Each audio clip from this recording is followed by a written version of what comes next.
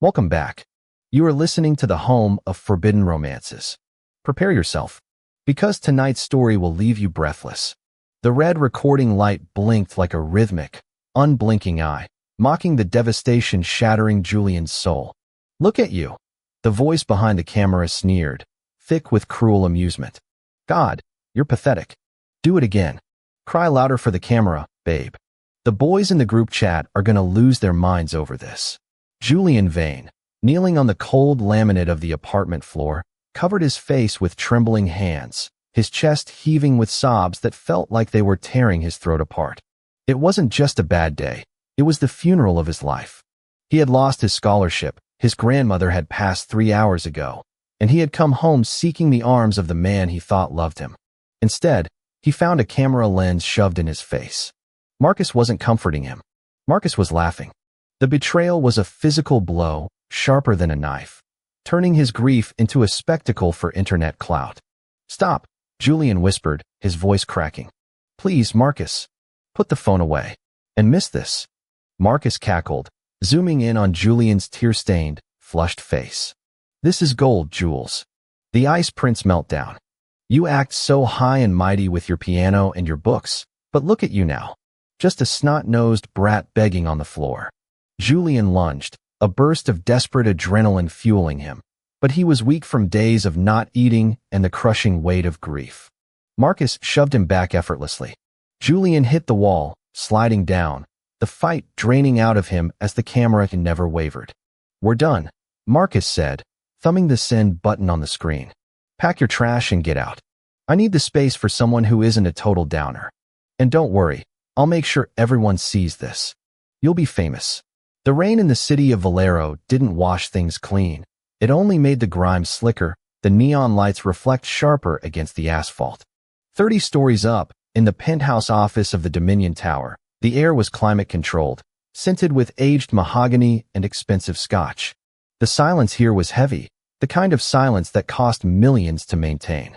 Cassius Thorne sat behind a desk that looked more like an altar to dark gods than a piece of furniture. He was a man composed of sharp angles and terrifying stillness. To the public, he was a shipping magnate. To the underworld, he was simply the architect, the head of the Thorne Syndicate, a man who moved illegal cargo across continents with the precision of a surgeon. He was currently reviewing the encrypted communication channels of his lower-level street runners.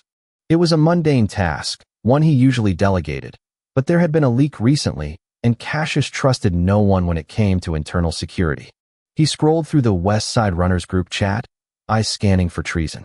He stopped. It wasn't a code or a location drop. It was a video file. The caption read, *, look at my ex-bitch crying over his dead grandma. LMAO. Weak, *.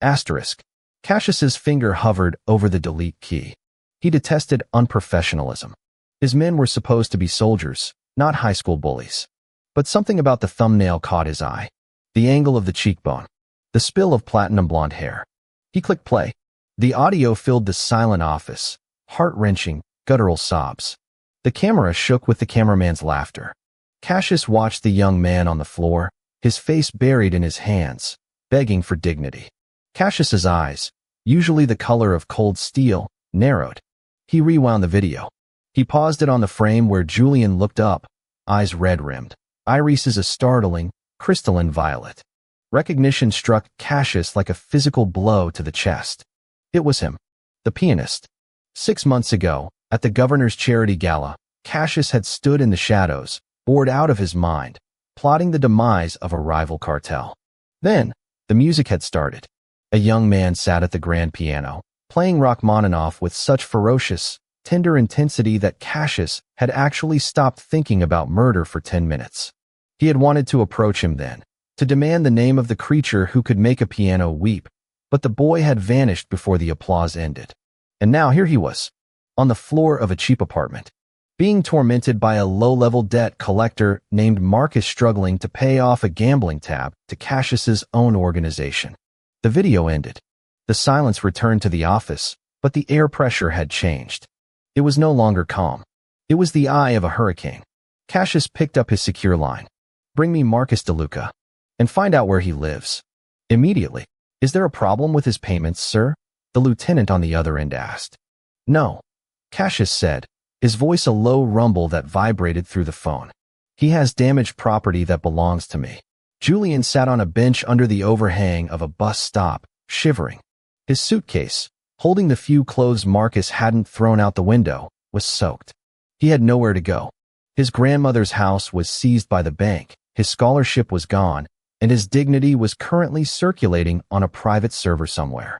He stared at the puddles, wondering if he laid down and won, if he would simply dissolve. A sleek, black limousine pulled up to the curb. It was massive, like a hearse designed for a king. The windows were tinted so dark they looked like voids. Julian didn't look up. He assumed it was just some rich executive lost in the wrong part of town. The rear door opened. A man stepped out.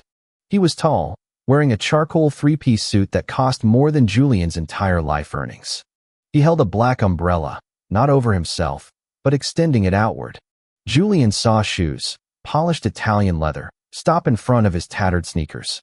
He slowly lifted his head. He was met with a face that looked carved from marble, handsome in a way that was almost painful to look at. Sharp jawline, jet black hair slicked back, and eyes that seemed to dissect Julian's very soul. Julian Vane, the stranger said. It wasn't a question. Julian flinched, pulling his coat tighter. If you're here to laugh, Marcus already got the best angles. The stranger's expression didn't shift, but his eyes darkened. He extended the umbrella, shielding Julian from the blowing rain. My name is Cassius Thorne, and I do not find anything about your situation amusing. Thorne. Julian blinked. The name sounded dangerous. What do you want? I saw the video, Cassius said calmly. Julian felt the heat rise in his cheeks, the humiliation burning fresh. Please, just leave me alone. I am afraid I cannot do that. Cassius took a step closer, invading Julian's personal space. He smelled of rain, expensive tobacco, and raw power. He took off his suit jacket. Before Julian could protest, the heavy, warm fabric was draped over his soaking shoulders. You have a talent, Julian. I heard you play at the governor's gala. A talent like that should not be wasted on the streets, nor should it be desecrated by vermin. I don't understand, Julian stammered, overwhelmed by the warmth of the jacket and the intensity of the man. You need a home. You need protection. You need retribution. Cassius listed them as if they were items on a grocery list. I can provide all three. And what do you want in return? Julian asked, his voice shaking. He knew nothing in this city was free. Cassius reached out, his leather-gloved finger tilting Julian's chin up. I want you to play for me. Only me. Until I say you can stop. It was a deal with the devil. Julian knew it. This man was dangerous. The aura of violence clung to him like cologne. But looking back at the wet street, at the memory of Marcus's laughter, Julian realized he had nothing left to lose. Okay, Julian whispered. Cassius's lip curled into the faintest ghost of a smirk. Good boy. The penthouse was not a home. It was a fortress of solitude. Julian was given a room that was larger than his old apartment. It had a grand piano by the floor-to-ceiling window overlooking the city skyline. For 3 days, Julian didn't see Cassius. He was attended to by silent staff who fed him, clothed him in silks and cashmeres, and treated him like a fragile antique. It was terrifying. He waited for the other shoe to drop. He waited for Cassius to demand sex, or money, or something vile. But the only demand was the music. On the 4th night, the door to the music room opened. Cassius walked in, holding a glass of red wine. He sat on the velvet sofa across from the piano, loosened his tie, and gestured to the keys. Play. Julian sat. His fingers hovered over the ivory. He was rusty, his heart pounding against his ribs. He began with Chopin, a nocturne filled with melancholic longing. As he played, he closed his eyes, pouring his grief, his anger, and his confusion into the music. When he finished, the room was silent. He opened his eyes to find Cassius watching him. The predator's gaze was softened, replaced by a look of utter fascination. Beautiful, Cassius murmured. He stood up and walked to the piano. He placed the wine glass down and leaned against the wood, staring down at Julian. Has anyone ever told you that you look like a tragedy waiting to be written? Julian looked down at his hands. Marcus used to say I was just depressing. The air temperature in the room dropped 10 degrees. Marcus. Cassius said the name as if it were a disease. Yes. We need to discuss him. Cassius pulled a remote from his pocket and clicked a button. A large screen on the wall flickered to life. It showed a live feed of a basement room. It was concrete, gray, and stark. In the center of the room, tied to a metal chair, was Marcus. Julian gasped, standing up so fast the piano bench scraped loudly against the floor. What? What is this? I told you I provide retribution, Cassius said, his voice terrifyingly calm. Marcus DeLuca owed my organization $50,000. He also broke my personal property. I'm not your property, Julian snapped, a spark of defiance flaring up.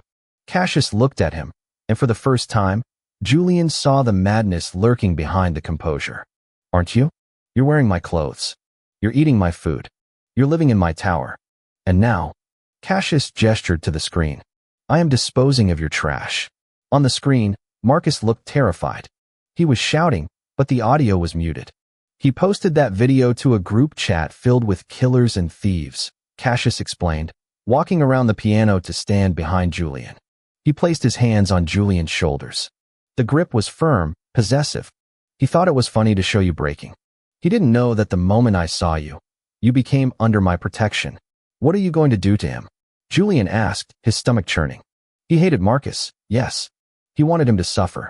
But this was organized violence. Whatever you want, Cassius whispered into his ear.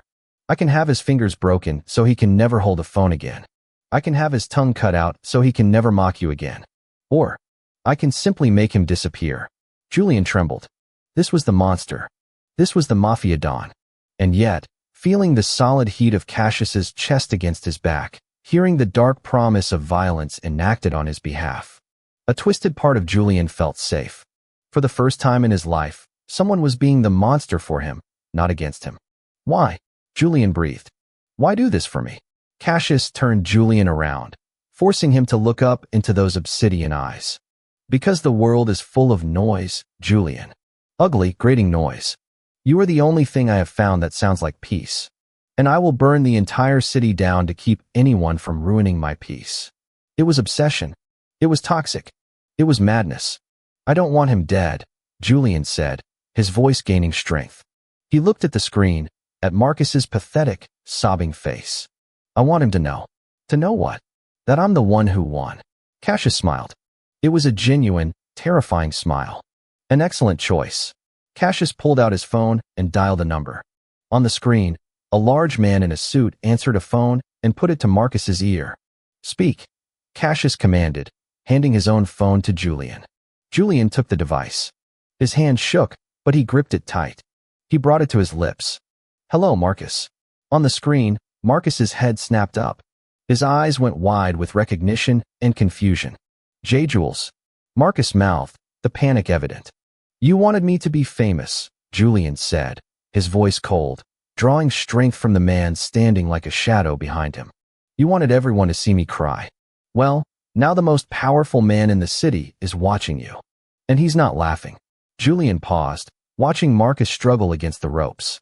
Delete the video, Julian commanded. And if I ever see you again. Cassius promised me he'd let the dogs out. Julian handed the phone back to Cassius. Cassius spoke one final command into the receiver. Break his hand, the one he held the camera with. Then throw him in the gutter. He hung up. On the screen, the feed cut to black just as the enforcer raised a heavy baton. Julian let out a breath he didn't know he was holding, his knees buckling.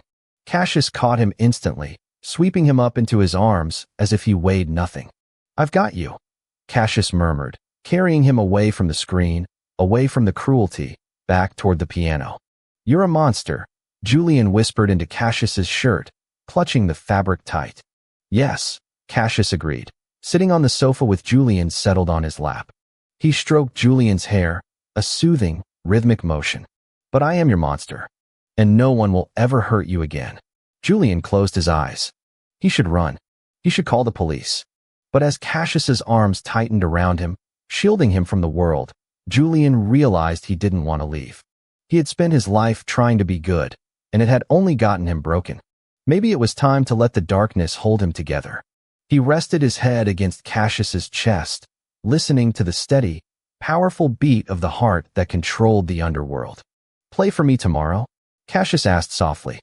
Yes, Julian whispered. I'll play. And that is how the viper tamed the wolf. If you enjoyed seeing Cassius destroy the man who hurt Julian, destroy that like button. And tell me in the comments, would you forgive a toxic ex, or would you let the mafia handle him? I'll be reading your answers. Subscribe for the next chapter. Until then, prompt image. Prompt. Masterpiece, best quality, high-res, 1.2. Korean manhwa style, semi-realistic, digital art. 2 men, BL, Yaoi, man 1. Cassius, tall, broad shoulders, slicked back black hair, sharp jawline, wearing charcoal 3-piece suit with tie loosened, intense possessive expression, dark eyes, standing behind the sofa. Man 2. Julian, slim build, messy platinum blonde hair, wearing oversized silk shirt, sitting on velvet sofa, looking at a phone screen with mixed expression of fear and vindication, tear tracks on face. Background is a dimly lit luxury penthouse at night. City skyline through floor-to-ceiling rain-streaked windows. Grand piano in background. Large monitor on wall showing static. Dramatic cinematic lighting.